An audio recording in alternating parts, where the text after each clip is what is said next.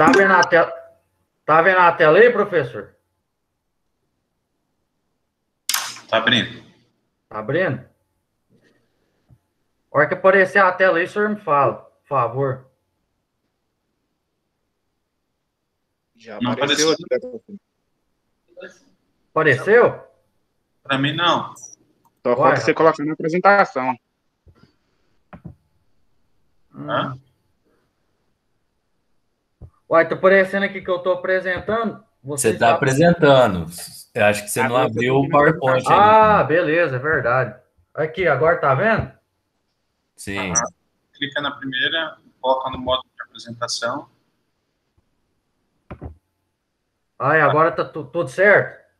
Espera só um pouquinho. Beleza.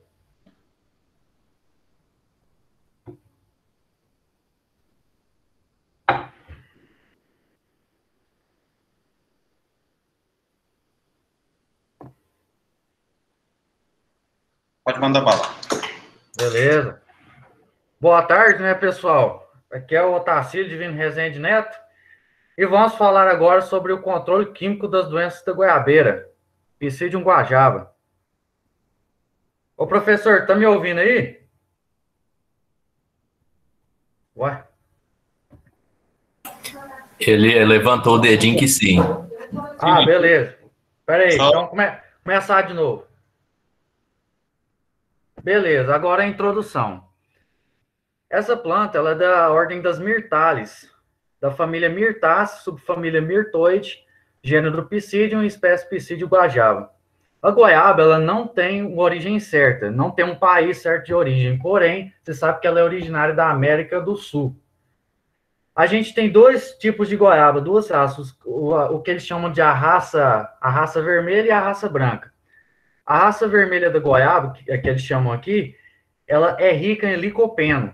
Licopeno, ele é um carotenoide que dá a cor rosada, mais avermelhada goiaba, e ele é conhecido por ser preventivo de algumas doenças crônicas, até mesmo o câncer. A goiaba branca, diferente da goiaba vermelha, ela tem maior concentração de vitamina C e potássio. O mercado externo para goiaba, ele exige uma goiaba branca, diferente do interno, que aqui a gente gosta mais da goiaba vermelha. E aqui eu listei os principais importadores da goiaba brasileira, que é a Dinamarca, o Canadá, a Suécia, a Holanda, a Alemanha e principalmente a Inglaterra, que são os compradores da polpa, nossa polpa de goiaba branca. E também in natura. Beleza. O Brasil, atualmente, a média anual de produção dele é de cerca de 578 mil toneladas da fruta da goiaba. O Brasil, ele é o principal produtor da goiaba vermelha e a Índia da goiaba branca. No nosso Brasil, as regiões aí que lideram a produção de goiaba é a região sudeste e a região nordeste. A região sudeste, a gente tem estados como Minas Gerais, São Paulo, que estão aí entre os maiores produtores, né? Aqui eu listei os 5 principais estados produtores, que é o Rio Grande do Sul, São Paulo, Santa Catarina, Paraná e Minas Gerais. Esses 5 estados aí representam 99% da produção de goiaba no nosso Brasil. Os cultivares mais cultivados aí de goiaba, né? O nome deles é a Paluma, cultivar século 21, cultivar IAC4 e cultivar Ogawa 1. Beleza? Outro slide. Aqui está um mapinha aqui, né, da nossa produção nacional. Esse círculo laranja aí, círculo rosa, representa aí a densidade da produção da goiaba no território. Então, como eu falei, as regiões sudeste e nordeste do Brasil são os principais regiões produtoras. No nosso estado aqui, Distrito Federal e perto daqui da gente, a gente tem Morrinhos, que também é um grande... Ali tem alguns produtores de goiabas e também lá se concentram uma certa porção da produção de goiaba brasileira, em Morrinhos. Então, a cidade que mais produz goiaba no Brasil é a cidade de Petrolina. Petrolina, ela fica em Pernambuco, e Pernambuco também é o estado que mais produz goiaba. Agora a gente vai começar a falar do controle químico da goiabeira. No Agrofit ali estão registrados 277 produtos. E a goiaba aí, ela listada 16 doenças no total para ela, cerca de 12 fungos, uma bactéria e 3 nematóides. Então, os fungos são os principais causadores aí das doenças da goiabeira. Aqui estão as doenças listadas da goiabeira, né? A antracnose, a ferrugem, a podridão parda, a podridão mole bacteriana, que é a bacteriose, a podridão de diploide, a podridão do pedúnculo, a antracnose maculada, podridões de frutos, que tem vários agentes causais, a mancha de alga e os nematóides das galhas, tem um nematóide da goiabeira que eu vou falar em seguida também. Então, aqui é a tabela das doenças, né? Eu listei aqui as doenças, né, as 16 doenças e do lado os seus agentes causais. Cada doença com seu agente causal aí, né, exceto as podridões de frutos, que tem mais de um agente causal para elas, né. Então, aqui eu fiz tem uma reta aqui do lado direito aqui da imagem. Aqui a gente está vendo os fungos, né. Você começa aí na podridão branca, que é a primeira doença da lista, e segue até o tombamento da goiabeira, causado por Rhizoctones solani. Essa aí é a listagem de fungos, cerca de 12 fungos. Depois, a faixa amarela direita aí, a gente tem os nematóides, né? O nematóide aspiralado, o Helicotyledonculus de Istra. A gente tem o nematóide da goiabeira, que é específico da goiabeira, o Meloidogene enterolobe. E a gente tem o nematóide das galhas, que é o Meloidogene incógnita. E a única doença causada por bactéria, que é a bacteriose da goiaba, que é causada por Erwinia psidi. Se vocês notarem aí, eu destaquei 3 doenças em verde, pois essas são as 3 doenças que a gente vai falar no final aí, são as principais doenças da goiabeira, né? Que é a antracnose, a ferrugem e a bacteriose. Então, aqui a gente tem a listagem das doenças com os respectivos produtos comerciais e seus ingredientes ativos, né? Então, a goiaba, ela tem, como eu disse, 277 produtos registrados no Agrofit e 16 doenças no total. Dessas 16 doenças, 5 não tem controle registrado no Agrofit, não tem produto para eles. Então, aqui a gente já vê, no início, né, a gente já vê 4 dessas doenças, que é a mancha de alga, a podridão parda, a bacteriose, causada por Erwinia psidi, que é a principal doença da goiabeira, e a podridão do pedúnculo.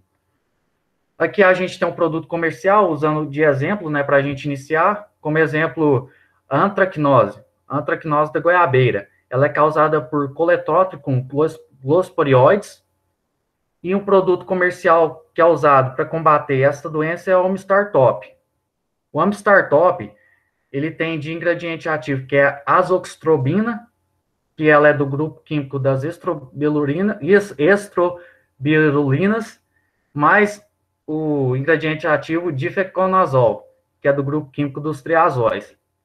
Então, a gente segue para a próxima tabela aqui, onde está a outra doença que não tem controle, que é uma podridão de fruto causada por macrofoma, uma espécie do gênero macrofoma. Então, aqui a gente segue as outras listagens de doenças, né, as outras doenças fúngicas, mofo cinzento, mancha foliar. Aqui eu dei destaque aqui para o tombamento da goiabeira. O tombamento da goiabeira, ele é o produto que mais tem produtos comerciais registrados no Agrofit para combater o tombamento da goiabeira, né, causado por Rhizoctones solani. No total, são 125 ingredientes ativos registrados. 125 produtos, na verdade. Está aqui o tombamento para os produtos comerciais e os ingredientes ativos. Aqui a gente já vem para os nematóides, né? O nematóide da goiabeira, o Meloidogene enterolobe, o nematóide das galhas, Meloidogene incógnita, o nematóide das galhas aqui de novo, com seus produtos. A ferrugem, Erwinia psidi, que é outra das principais doenças da goiabeira. E aqui, já no final, aqui, o nematóide espiralado, o Helicotyledonculus de Istra, a antracnose maculada e a ferrugem aqui. Agora, a gente vai começar a falar sobre as 3 principais doenças da goiaba. As 3 principais doenças da goiaba é a antracnose da goiabeira, a ferrugem da goiabeira e a bacteriose da goiabeira. A gente começa aqui pela antracnose, né? A gente começa pelo Coletótricum glosporioides, é o causador aí da antracnose. E a antracnose, falando aqui primeiramente sobre o Coletótrichum glossporioides, esse fungo aí, ele não é somente agente causador da antracnose da goiabeira, como também aí do cancro, da podridão peduncular e também de uma podridão, ele é agente causal de podridão de fruto também. Esse fungo aí, ele gosta de regiões e estações do ano que são úmidas. Então, ele vai preferir aí uma umidade relativa alta, né? E também mais temperaturas amenas. Como um exemplo, mesmo em regiões semiáridas, como o Nordeste brasileiro, onde a gente considera aí que tem uma umidade relativa baixa durante a maior parte do ano, como aqui no Goiás, no Cerrado, o primeiro semestre a gente tem um período chuvoso, né? E esse período chuvoso é onde o Coletótrichum glossporioides gosta de ficar, né? Onde ele gosta de disseminar, onde ele se sente bem. Então, nessa época aí é onde que a gente vai encontrar a maior taxa de disseminação do fungo, é a época agora que a gente está passando, primeiro semestre do ano. Beleza. Quando a gente, em casos severos aí de ataque da antracnose, aí já foram relatados 100% das plantas aí infestadas pela doença.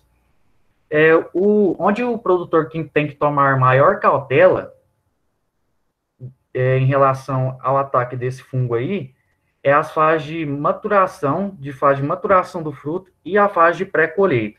Por quê? A gente trouxe uma fotinha aqui, a figura 1. Se você olhar aí a figura 1, a antracnose, ela indisponibiliza o fruto para comercialização. A gente dá uma olhada aqui, a gente vê que na figura 1 a gente tem uma mancha circular necrosada, né?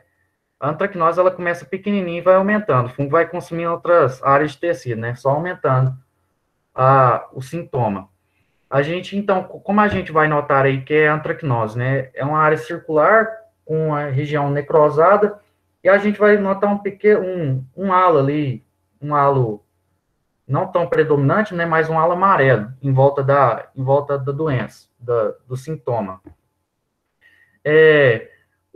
Um dos principais agentes aí que ajudam a antracnose a infestar o fruto da goiaba são os insetos, né?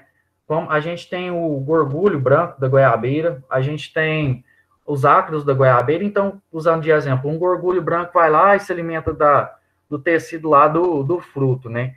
Então, ali é a porta de entrada para vários micro-organismos, incluindo a antracnose, né? Então, ele vai entrar ali e vai começar a infestar o fruto. Na figura 2, o que a gente nota aí é que qual a diferença da figura 1 para a figura 2 em relação ao sintoma?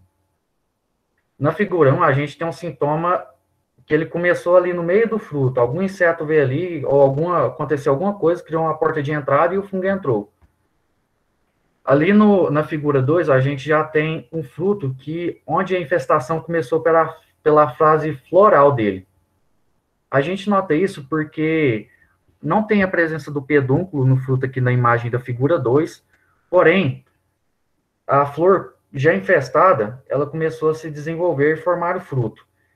No pedúnculo da flor é de onde surge o sintoma. Então, o sintoma vai se lastrando em relação à parte apical ali do fruto. Então, onde surge o sintoma no pedúnculo e vai subindo, né? É aí que a gente identifica o sintoma que se iniciou na fase floral da goiabeira. Na figura 3, a gente tem a folha da goiabeira. Diferente do fruto, os sintomas são um pouco parecidos, porque eles são circulares, né? Porém, não tem aquele alinho amarelo que tem no fruto. Na folha, o que a gente nota é algumas manchas circulares e também mais alongadas. Então, é assim que a gente identifica o sintoma da antracnose nas folhas e no fruto da goiabeira. Nos ramos novos, que é onde ele também infesta, ocorre sintoma de crestamento. Então, ocorre meio que uma queima dos ramos, né, nos brotos. Então, aqui a gente já passa. O controle, né, o controle químico da antracnose, do Coletótrichum glossporioides. Tem 4 produtos registrados para ele no Agrofit. Aqui a gente trouxe 2, né, um exemplo é o Amstar Top e azoxastrobina, grupo químico estrobilurina, e mais o difenoconazol, do grupo químico dos triazóis. O modo de ação dele é sistêmico, dose 40 ml em 100 litros de água, volume de calda de 600 a 1.000 litros por hectare, vai depender da sua velocidade, dos seus bicos, né? E época de aplicação. A época de aplicação da startup fase de intenso desenvolvimento vegetativo, logo após a poda, replicando se necessário a cada 14 dias. Bravonil Trex, ingrediente ativo dele, clorotalonil, e o grupo químico desse produto, isoftalonitrila, e o modo de ação dele é de contato. Dose 250 gramas por 100 litros de água, volume de calda o mesmo do startup, de 600 a 1.000 litros por hectare, e realizar as 4 aplicações preventivamente, quando as condições climáticas favorecerem o aparecimento da doença. E quando é que as condições climáticas favorecem o aparecimento da antracnose? Justamente períodos chuvosos, períodos úmidos. Aqui está a bula do produto. Uma observação que eu quero deixar aqui, eu vou estar mandando no grupo de fitopatologia, um PDF com a listagem dos grupos dos fungicidas com os respectivos modos de ação e a família química deles. Então, aqui, a gente vai estar olhando a bula aqui do Startup, e abaixo dela, a gente tem um exemplo, porque se a gente olhar na bula, a gente tem, por exemplo, o Startup, ele tem 2 ingredientes ativos, né? Um é do grupo C3 de fungicidas. Então, lá nesse PDF, que a gente vai notar é o grupo, né?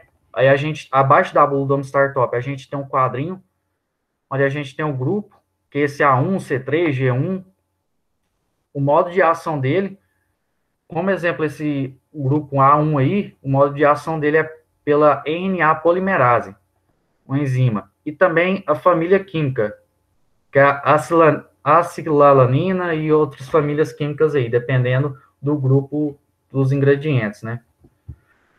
Então, a gente já vai passando aqui.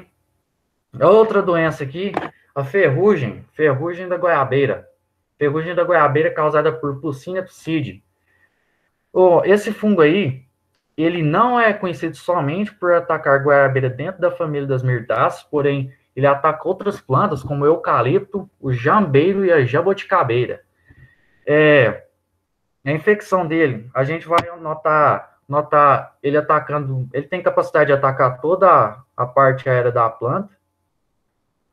Um dos grandes problemas que o produtor vai ter com a ferrugem, se ele tiver na lavoura dele um forte ataque, é que as flores e os frutos no início de desenvolvimento, eles caem, se atacados aí pela ferrugem. Os frutos que ainda ficam remanescentes, conseguem se desenvolver um pouco, eles acabam se deformando pela ação da doença e acabam se mumificando, e aí caem também. Aí, beleza. Há relatos aí de percas da produção, né? Porque percas na produção, o principal ataque da ferrugem aqui, que afeta mais o produtor, é na flor. Então, se ele ataca a flor, vai prejudicar a produção do produtor, né? Então, perdas aí registradas de 80% a 100% da produção com a ferrugem. Esse é um fungo que ele gosta de umidade relativa alta, também temperaturas amenas, de 18 a 25 graus Celsius. Beleza, os sintomas da ferrugem. Como é que a gente vai identificar a ferrugem, né? A gente aqui tem na figura 6, se olhar na parte direita aí, figura 6. Se a gente olhar bem na folha, olhando na folha, a gente vai olhar pequenos pontinhos, pontos maiores, pontos menores. A gente começa por um ponto menor aí. A ferrugem, ela começa por um pequeno pontinho, uma mancha pequenininha, uma mancha necrótica. E a partir daí ela vai evoluindo. Aí ela se torna manchas maiores, né? Como se olhar na folha aí da figura 6, já tem algumas manchas maiores, que isso mostra a doença em estado mais evoluído. Depois disso, o fungo vai encontrar, beleza, a umidade que ele gosta e tal, e dali ele vai começar a frutificar. Quando ele começou a frutificar, a gente tem um exemplo aí na figura 5. A figura 5, que a gente olha essas protuberâncias amarelas aí, elas são chamadas de uréreas, que são as frutificações do fungo. Não somente são as uréreas também, que são as frutificações do fungo, mas contém também aí, são esporos do fungo. Então, a ferrugem forma, né, essa massa pulverulenta amarela aí, e formada por frutificações do fungo, o modo dele se disseminar, né? Na figura 4, a gente vê uma folha com zoom aí, né? A gente vê melhor aí o sinal do fungo, os propágulos. E é isso aí. A ferrugem aqui, ela tem 44 produtos registrados para ela, né, atualmente. É um startup, ele também serve de controle lá para antracnose, né, que a gente falou. E a época de aplicação do startup é iniciar as aplicações preventivamente a partir do início da formação das folhas e durante a frutificação. Realizar no máximo 4 aplicações com intervalos de 7 a 14 dias. A gente agora vai para o Cabril Top, que é um fungicida de contato mais sistêmico, né? A recomendação é iniciar as aplicações preventivamente ou no aparecimento dos primeiros sintomas. Repetir, caso necessário, em intervalos de 7 a 10 dias, não ultrapassar 4 aplicações. A bula dos produtos. E aqui a gente vem para a bacteriose. A bacteriose é a doença mais famosa da goiabeira, mais famosa na região do Cerrado. Por quê? Porque essa doença, ela não tem controle registrado no agrofite, não tem controle químico para ela, uma doença bacteriana, diferente das outras duas que a gente falou, né, a antracnose e a ferrugem, que são doenças fúngicas. Essa aqui é uma doença bacteriana. Ela é causada pelo fungo Erwinia psidi, e diferente das outras, ela não tem controle, e os que tornam ela tão famosa, né? E o que torna ela ainda mais perigosa é que o fungo, essa bactéria, ela se dissemina muito bem nos ambientes que ela se dá bem, né? Em temperatura e umidade elevada, e também ela, como eu disse, ela não tem controle. Beleza, há relatos de perda em pomar de produção aí de cerca de 85% do pomar. O que a gente vai estar notando aí na bacteriose, ela também pode infestar toda a parte aérea da planta, ramos novos, folhas adultas, flores e frutos. A gente começa aqui pelos ramos novos. Se vocês olharem aí, na figura 7, na parte superior direita, a gente tem folhas, né? Um ramo da goiabeira com folhas, e no pontinho do ramo a gente tem um broto. Isso aí, vocês podem notar que o broto está seco, né? Isso aí é o que eles chamam de seca do ponteiro da goiabeira, causada pela bacteriose, causada por Erwinia psidi. O que acontece? A bactéria, ela vai infectar esse broto aí, e o broto, rapidamente, ele vai murchar e secar. Aí, a partir daí, já não ocorre desenvolvimento do ramo, né? Uma curiosidade sobre a infecção dessa bactéria Erwinia psidi é que ela prefere ramos não tão lignificados. Um exemplo, né, o broto e ramos novos. Se a gente olhar aí na figura 6, a gente tem exemplo, a figura 6, ela está na parte inferior aí, né, bem no meio. A gente tem um exemplo de infecção aí, a gente nota que o ramo fica negro. Se a gente pegar para ver aí, a infecção por bacteriose, ela tem uma especificidade que é assim: ela vai ou em direção à parte apical do ramo ou em direção à parte basal. Se a gente olhar aí na figura 6, a gente dá a notar que essa infecção começou a partir do broto. Então, veio do broto e ela está se alastrando lá para baixo do ramo. Então, aí, ela vai infectar os vasos da planta e o ramo vai secar. Em cultivares mais suscetíveis, se a gente olhar aí na figura 8, o que acontece é a seca do ramo inteiro. Se a gente perceber aí que também nesse ramo, na figura 8, tem umas folhas grudadas, né? Elas secaram, mas não caíram. Isso por quê? Se a gente olhar na figura 7, nas folhas adultas, a bacteriose em folhas adultas, ela foca na nervura principal. Ela começa a infecção pela nervura principal. Então, ela começa a infecção e ali ela vai se lastrando em relação à parte apical da folha. Quando ela se alastra, ela vai abrindo a infecção em direção às bordas. Ali, a folha começa a criar uma tonalidade meio amarelada, meio parda e seca. Quando a folha seca, ela não cai. A folha não cai, ela fica no galho, no ramo seco. é o que a gente vê aí na figura 8. É uma folha infectada, secou, mas não caiu. Esse é um sintoma de bacteriose, né? Nas flores, nos frutos, o que acontece? As flores e os frutos infectados, eles ficam negros também e secam. Na figura 5 aí, a gente tem o exemplo da planta inteira, né? Tem a flor, tem o fruto, tem o ramo, mas se a gente olhar nas flores aí, com os frutos em formação, a gente olha que no pedúnculo dela, no pedúnculo, ele perdeu a coloração. Quando ele perde a coloração, ele seca e a flor cai. As flores caem, mas o fruto, embora ele seque o pedúnculo, ele não cai. É interessante, né? Então, um exemplo de outro sintoma de bacteriose, né, é a queda das flores, mas os frutos ficam no ramo, eles secam, se mumificam, porém não caem como a, as folhas.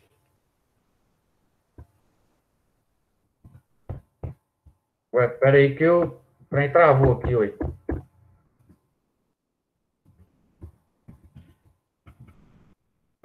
Ih, rapaz. Aí, agora a gente vai para o controle da bacteriose. Bom, a bacteriose, como eu disse, ela não tem controle, então é uma doença sem controle, não tem produto registrado para ela. Então, pô, não tem controle, mas como é que a gente faz, né, para evitar essa doença na nossa lavoura? Como é que a gente faz para evitar para ela entrar e se ela já tiver entrado, né? Então, vamos começar aqui pelo primeiro. Como é que a gente faz para a gente não ter bacteriose na nossa lavoura? O primeiro passo para não ter bacteriose na lavoura é exigir o certificado fitossanitário das mudas. A gente exige o certificado fitossanitário das mudas, porque esse certificado fitossanitário, ele garante que de onde essas mudas vieram, elas não vieram com nenhum tipo de doença, inclusive bacteriose.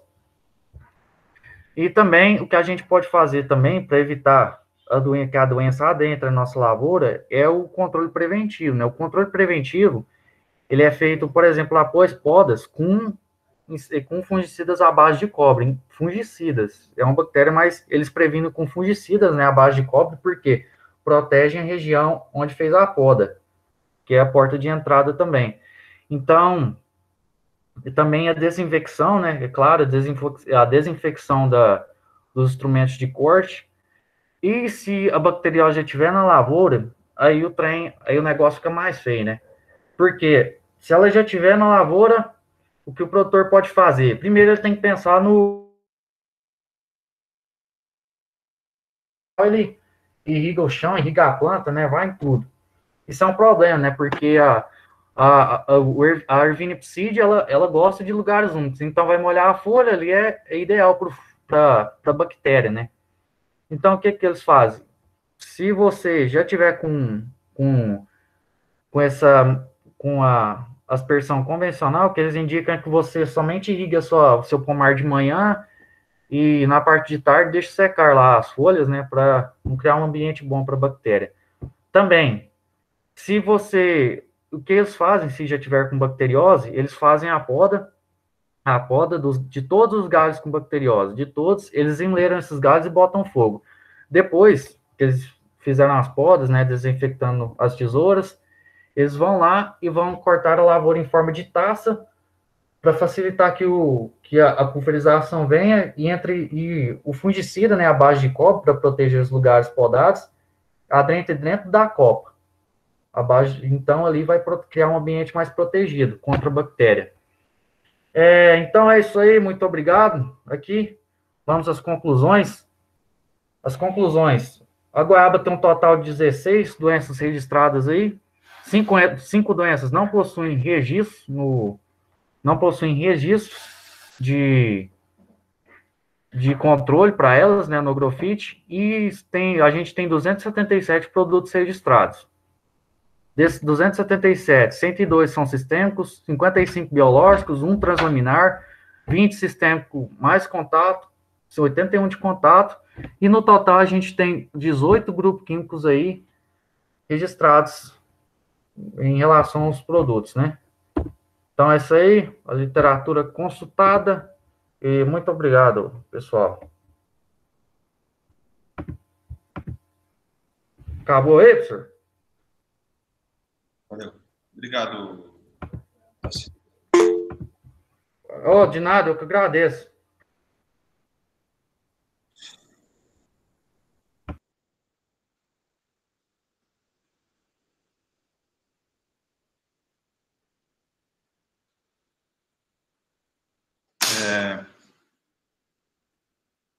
É importante que a gente fale, né, do principal, quando ele colocou uma sigla, né, de um código a respeito do mecanismo de ação de um fungicida, né, de um triazol. Os triazóis existem vários grupos que eu vou mostrar para vocês agora, de fungicidas, e ele é considerado um importante grupo, né, um pontapé inicial dos sistemas de controle químico de doenças de plantas. É claro que ele não é o único, e o fato dos patógenos terem resistência a essas moléculas alavancou o surgimento e o protagonismo de outros grupos de moléculas importantes para o controle de doenças de plantas. Então é importante, eu gostaria que vocês anotassem, que vai cair no testezinho de hoje, algumas terminologias. Eu vou colocar aqui no chat para vocês. O primeiro, que vocês associassem. Então, vocês sabem que triazóis, estrobilurinas, carboxamidas são grupos sítio-específicos. A todo tempo eu fico tentando fixar isso na cabeça de vocês. Ou seja, eles são sistêmicos, sistêmicos ou, né, com um mecanismo de ação de espalhamento por toda a planta, ou serem translocação translaminar, né? Quando você pulveriza a folha, ele só fica localizado, ele se transforma do estado líquido para o estado gasoso e ele protege ali nos espaços intercelulares da folha. É isso que a gente chama dos produtos de classes mesossistêmicos, que são muito próximos dos sistêmicos. É um grupo recente que está aí presente dentre as moléculas que existem de controle químico. Então, o mecanismo de ação, eu gostaria que vocês gravassem na cabeça de vocês, é muito simples e muito fácil. Você sabe que uma célula, de qualquer patógeno, ele é composto de parede celular, citoplasma e núcleo. No citoplasma, vocês vão ter várias organelas circundando, quer seja o eucarioto, quer seja procarioto. Ele falou hoje de uma bactéria, que é a ervínia, né, um procarioto, que causa doença de planta muito importante, uma chave, uma doença considerada uma doença-chave para a cultura da goiaba. E ao redor dessas organelas, vou me referir com relação aos eucariotos. Vocês vão encontrar algumas organelas como mitocôndrias, vocês vão encontrar complexos de Golgi, vocês vão encontrar vacúolo, né, diferentes tipos de vacúolos, vão encontrar o núcleo, e o mecanismo de ação de qualquer molécula química, quando a gente fala sítio específico, significa que ele vai desativar alguma enzima, algum processo metabólico importante em algumas dessas organelas. Ou ele vai atuar na membrana, ou ele vai atuar na mitocôndria, vai atuar no complexo de Golgi, ou ele vai atuar impedindo com que o fungo produza um determinado tipo de esterol. Por exemplo, esterol é muito importante lá na membrana celular de fungos. Ou seja, ele tem uma relação com membrana, né? Então, quando a gente fala de fungicidas sistêmicos, sítio específicos, nós estamos falando desse tipo de mecanismo de ação, e aí é claro que existem vários. E aí é esses que eu vou colocar para vocês. O primeiro que eu gostaria que vocês sempre associassem, que existem o grupo de fungicidas que tem vários ingredientes ativos e alguns grupos diferentes, mas eu vou colocar aqui um grupo mais importante para cada mecanismo de ação. O primeiro grupo, eu gostaria que vocês anotassem no caderno de vocês, são os inibidores da quinona externa. É a mesma coisa, e aí todos os fungicidas pertencentes ao grupo das estrobilurinas são inibidores da quinona externa. Tá? Eu vou abrir daqui a pouco o site do FRAC, que é onde vocês vão saber tudo sobre essa história de mecanismo de ação, mais a questão bioquímica da onde cada molécula vai atuar dentro da célula fúngica, ok? Então não esqueçam, todos os fungicidas inibidores da quinona externa são o grupo das estrobilurinas. A sigla que a gente dá desse mecanismo de ação é chamado de QOI, tá bom? Vocês vão ver, às vezes, em muitas literaturas, vão colocar só a sigla. O segundo grupo, e aí eu vou falar, eu já estava falando dos triazóides que são muito importantes, então, inibidores da desmetilação de esteróides. Eu falei agora há pouco de esteróides, são chamados DMI, a sigla. E aí, todos os ingredientes ativos pertencentes ao grupo dos triazóides, vocês sabem que a terminação -ol caracteriza, com algumas exceções, caracterizam os fungicidas pertencentes ao grupo dos triazóides. Beleza? Então, vocês já sabem 2 mecanismos de ação aqui. Os inibidores da quinona externa têm a ver com o processo de respiração, vocês vão ver isso na próxima disciplina, fúngica, né, da célula fúngica, em que a gente vai falar mais a parte bioquímica dessa desativação dessa enzima. Mas é importante, já que vocês já estão citando em alguns momentos da apresentação, né, inibidores da quinona externa são todos os fungicidas pertencentes do grupo das estrobilulinas. E aí, inibidores da desmetilação de esteróides, né, são os DMIs, a sigla, e aí são um grupo dos triazóides, tá bom? O terceiro grupo que vocês vão encontrar, os fungicidas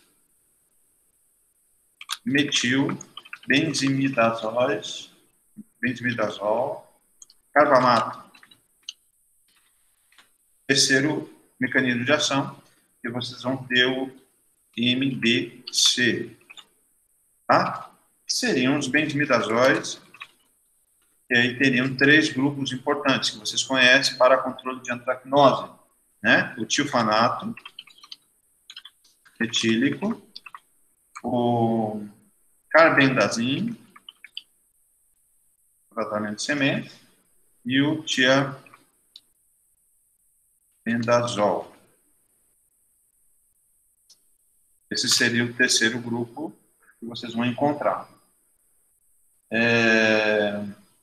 E o outro famoso, né, no controle de doenças da soja, né, a carboxamida, né, ele vai ter um mecanismo de ação que seriam os inibidores da enzima succinato e desidrogenase. E aí tem como sigla SDHI. Esses seriam os ingredientes ativos, alguns importantes, carboxamida. Tá? Lembre que eu falei de grupo. Triazol é o grupo, carboxamida também é um grupo, e aqui eu estou falando de ingredientes ativos no número 3 aqui, tá? Né? Quando eu me refiro aqui ao número 3, ao terceiro mecanismo de ação. Então, tifanato metílico é um ingrediente ativo que pertence ao grupo químico dos benzimidazóis. Carbendazim pertence ao grupo químico dos benzimidazóis, né? Tiabendazol pertence ao grupo dos benzimidazóis. Aqui, carboxamida. Carboxanilida e anilidas. É o quarto ingrediente ativo que nós vamos encontrar, né? E aí, o SDHI, então, SDHI, carboxamida. MBC, tilfanato metílico, benzimidazol. DMI, né? Os inibidores da demetilação, né? Ele colocou uma sigla porque era do inglês. Da demetilação dos esteróides, são o grupo químico dos triazóides. E os COIs são as estrobilurinas. Ok? E depois nós temos aqui os 5.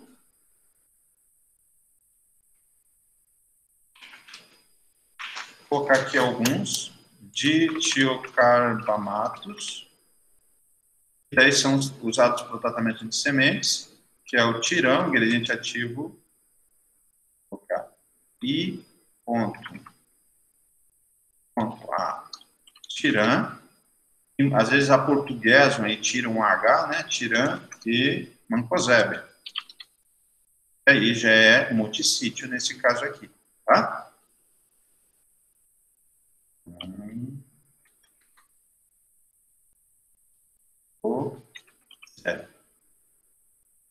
Bom?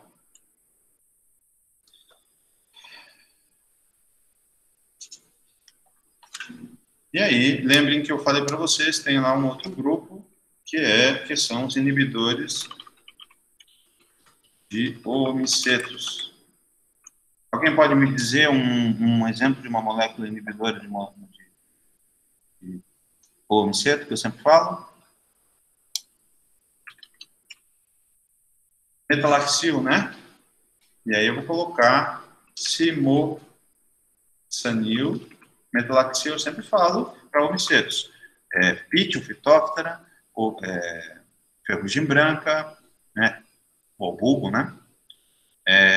E os míldios, em geral, nas plantas são controlados por esse grupo de fungicidas. Então, se você quer recomendar, se o teu problema na sua lavoura é um míldio, um homiceto, você vai ter que pegar entre esses grupos de produtos comerciais pertencentes a esses inibidores de homicetos para conseguir ter um controle mais eficaz. Simoxanil, cloridrato de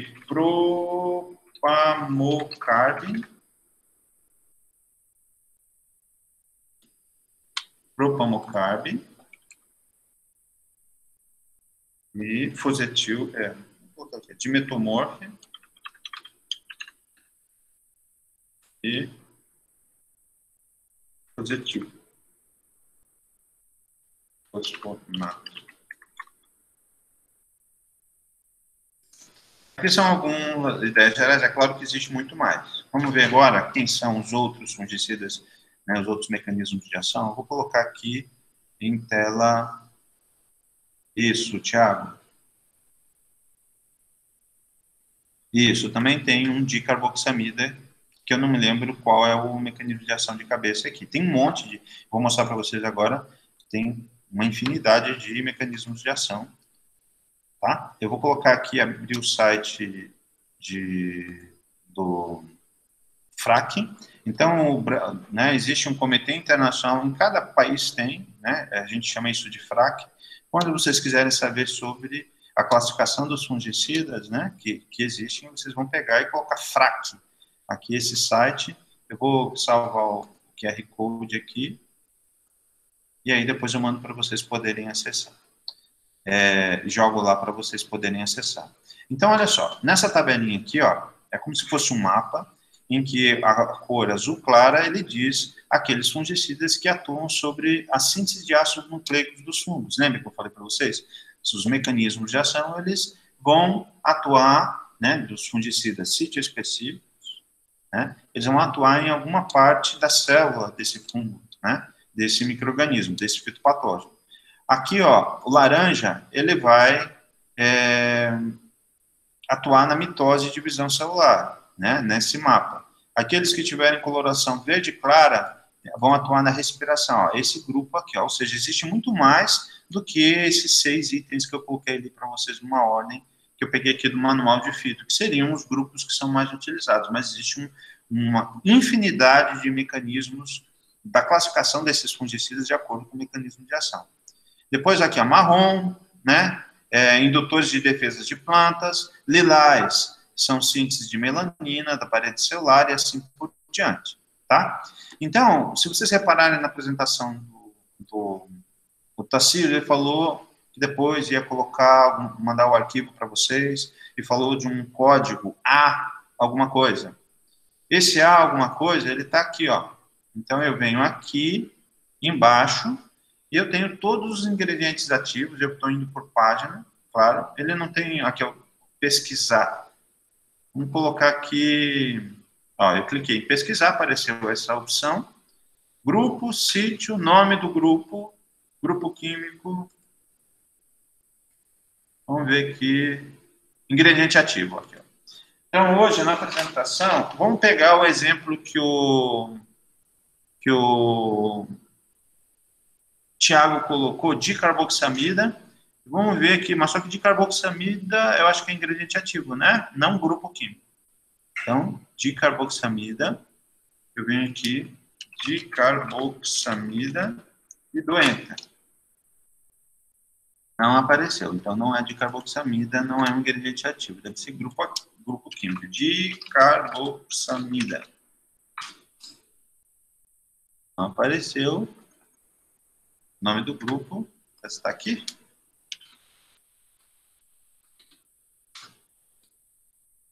Não tem.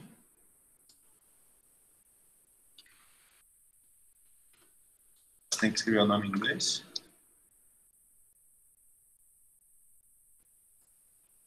Será que... Ver se aparece. Nenhum aparece.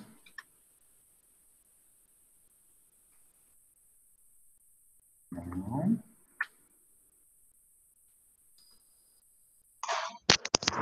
Professor, eu acho que é dicarboximida. Não é xamida, não. Vê se dá certo. Agora sim, deu. É carboximida mesmo, tá? E aí apareceu o código relacionado ao mecanismo de ação dele, tá, pessoal? Então, aqui a letra, lá no caso do grupo químico que ele apresentou, era uma letra A, e aí ele diz, né, a relação, né, qual é a enzima, né, que ele atua, aqui o nome do grupo químico, né, e aqui o nome do ingrediente ativo, as opções de ingrediente ativo pertencentes a ele. Vamos colocar estrobilurina, né? Então, ó, na aula aqui, vamos fazer um por um. Vamos pegar cada um desses grupos químicos. O primeiro aqui, ó, estrobilurina, e vamos ver quantos tipos de ingredientes ativos são existentes no mercado, né? Estrobilurina. Pesquisar aqui. Não.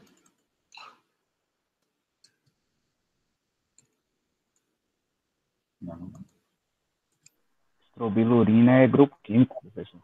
Grupo químico? Não, mas eu estou dando em tudo. Eu coloco no que eu acho, ele não dá certo. Vamos ver no grupo químico.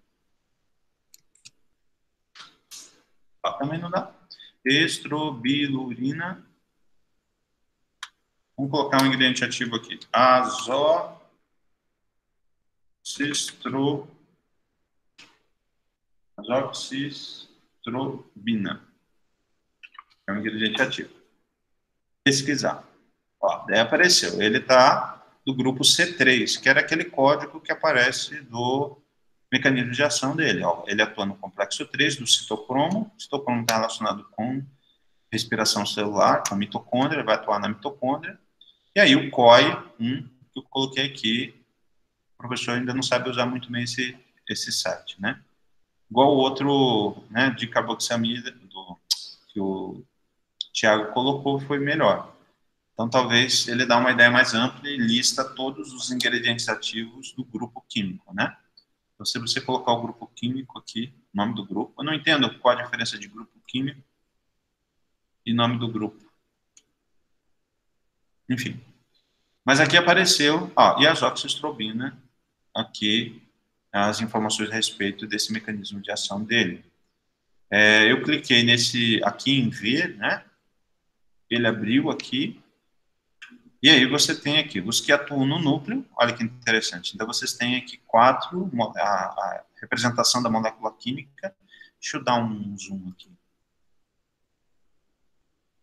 A RNA polimerase, a adenosina deaminase, então ele atua na disfunção dessa... Ele tem essa enzima que atua, chamada A2, né? Acho que foi isso, né, que o Otacílio tinha apresentado, era o código A, né? Aqui o RNA sintase é outra enzima que o fungicida atua, e aqui a quarta enzima, DNA topoisomerase, né? E aí você tem aqui o grupo do citoesqueleto, né, e proteínas motoras, e aí nós temos aqui beta-tubulina, né, a divisão celular. Então aqui se tem 3 grupos, ó, B1, B2, B3, B4, B5, B6, são 4 mecanismos pertencentes ao grupo B. Depois tem o grupo C, é interessante que vocês entendam de onde vem a letra, né, do mecanismo de ação. E aí nós temos vários tipos aqui é uma representação das moléculas, e aqui, ó, C2, C1, C2, ó, C1, C2, C3, C4, 5, 6, 7, 8. Né? Depois você vem o grupo F e assim por diante. Né? Grupo I, nesse mapa, deixa eu baixar aqui.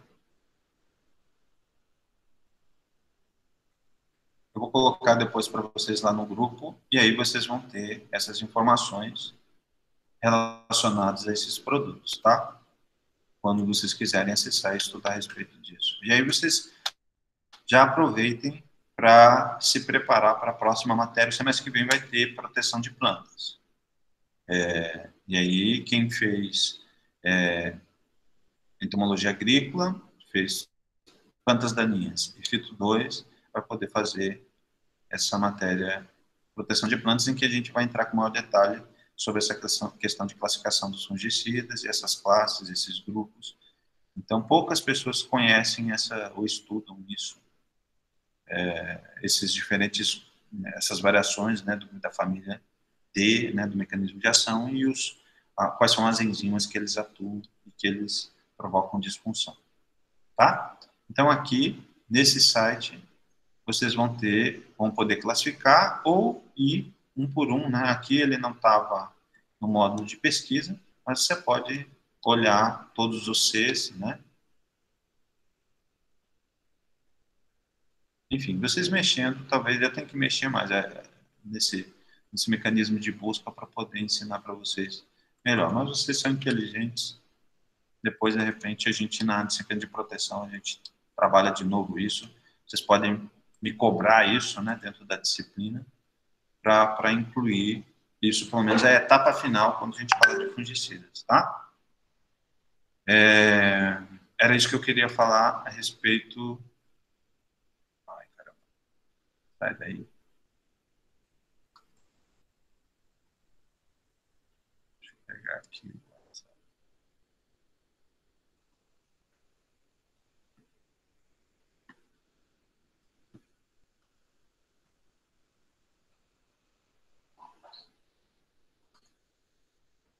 Beleza.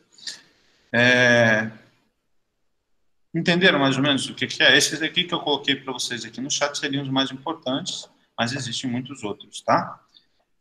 Como eu acabei de mostrar para vocês dentro do site do FRAC.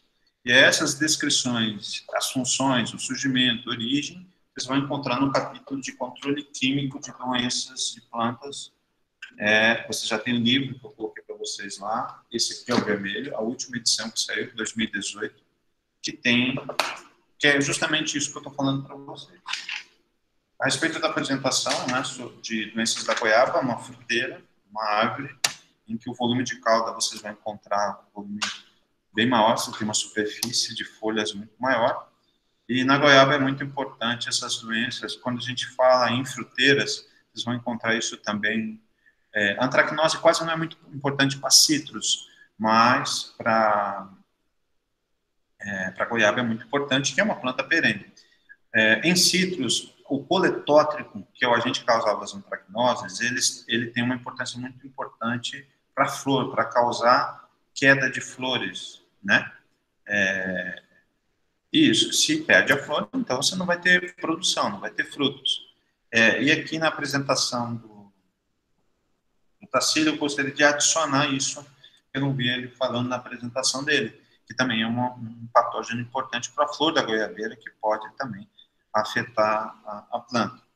Outra questão que eu gostaria de chamar a atenção é o gênero da antracnose maculosa, né? Como é que negócio de antracnose maculosa, professor? Eu nunca vi o senhor falar a respeito disso. A antracnose, em geral, ele é causada por coletótrico, mas essa antracnose maculosa que ele colocou, esse termo dessa doença, ele tem um agente causal chamado esfaceloma psidi. Se vocês repararem em citros, de novo, né, essa planta perene, esfaceloma é o gênero que provoca a verrugose dos citros, que é a esfaceloma Fab7, né? Esfaceloma Fab7, ele provoca a verrugose. E aqui na goiaba, esfaceloma é chamado de uma outra doença, que é essa antracnose maculosa, né? Então, aquela verrugose que dá naquele limão-cravo, né? Limão-cravo, aquele que é vermelhinho, a polpa, fica todo irregular a superfície, que dá um fungo chamado esfaceloma e provoca esse sintoma de verrugose. Outra coisa importante que vocês vão encontrar em outras fruteiras, em plantas perenes, vocês vão encontrar uma mancha chamada mancha de alga. Então, normalmente, a alga é Cephaleuros, ela é clássico, muita gente estuda, se vocês colocarem isso na internet, vocês vão encontrar essa alga. Então, ela fica fazendo quase com o efeito de uma fumagina, ela recobre a superfície e impede a atividade fotossintética das plantas. Eu já vi isso em várias espécies, abacate é muito comum, e goiaba vocês vão encontrar essa alga, né? Como um agente importante que causa essa doença. Me chamou a atenção, né, quando o Otacílio ressaltou a importância de risoctônia, né, como... aí eu mandei ocultar esse negócio aqui.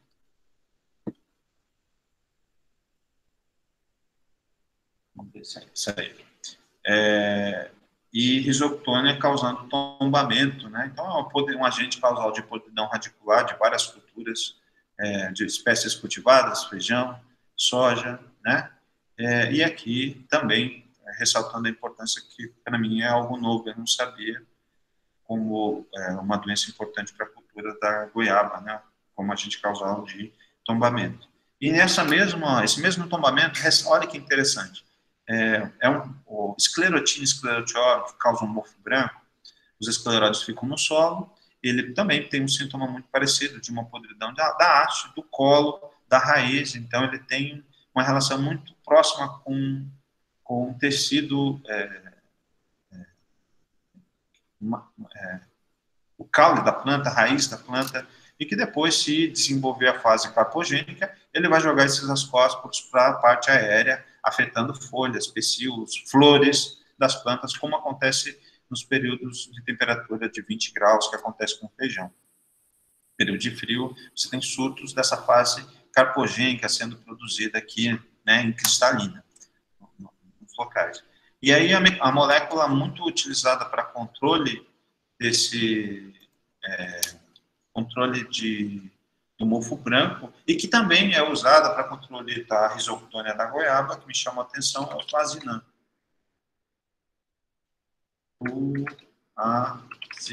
Mas vocês podem me dizer que ela já não é uma molécula tão importante, mas ela é clássica para controle do mofo branco e risoctônia da goiaba.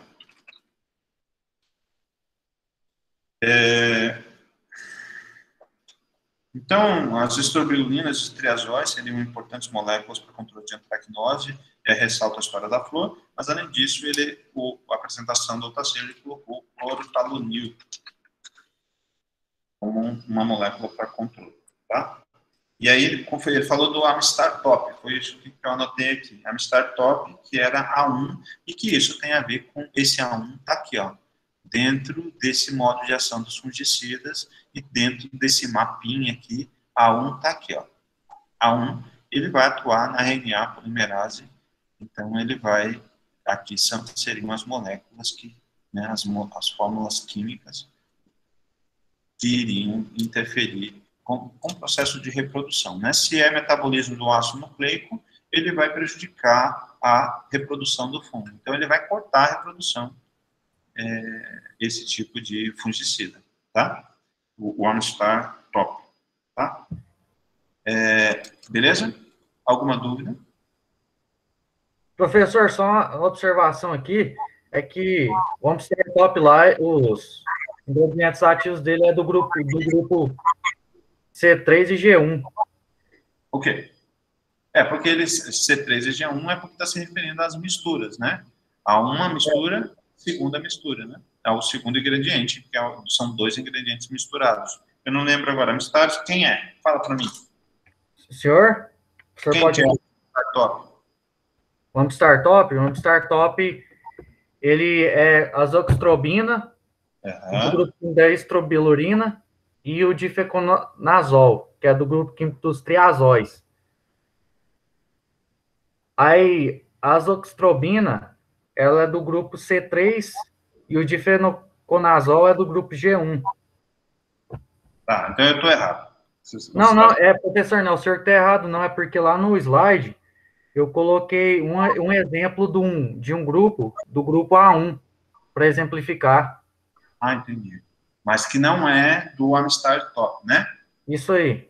Tá bom, entendi. Então, olha que interessante isso. Se é uma mistura que tem 2, 3, 4, então você vai ter diferentes tipos. Ó, se você tem cada mistura, são 3 ingredientes ativos, você vai ter do mecanismo de ação A2, B1 ou C2, né? Então, são estratégias, isso se chama estratégia anti-resistência, que é justamente o que eu estou usando de pano de fundo que o Tacílio falou, para inserir o conceito de mecanismo de ação na cabecinha de vocês. Eu espero que vocês tenham entendido, tá?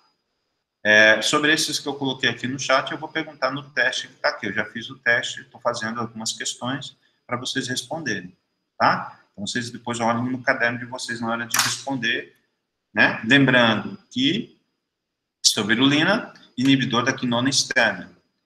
Triazol, inibidor da desmetilação dos esteróides. Repitam isso, falem isso, que daí vocês estão dizendo para o cérebro de vocês para fixar esse conceito.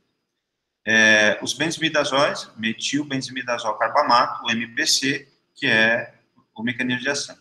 Os inibidores da enzima succinato desidrogenase, que são as carboxamidas, principalmente, né? Tem as carboxanilidas e as anilidas, tá?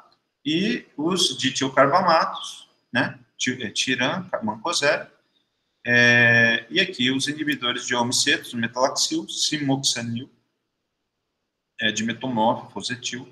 Então, seriam esses que eu gostaria que vocês dessem uma especial atenção, são mais utilizados na agricultura como fungicidas para controle de doenças de plantas, tá? É claro que existem outros, eu não me referi ainda em relação aos multissítios, né? Daí, multissítios, vocês vão ter inúmeros mecanismos de ação e não só um desses códigos que vocês estão vendo nessas ilustrações aqui, tá? Então, próximo a apresentar? Pode ser eu, professor. Manda bala.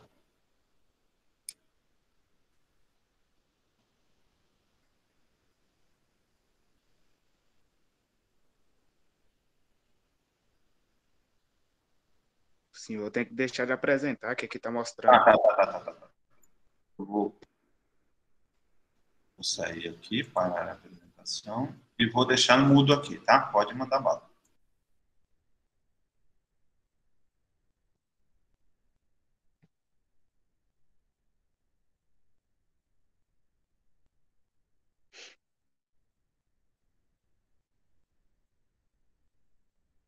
Apareceu aí?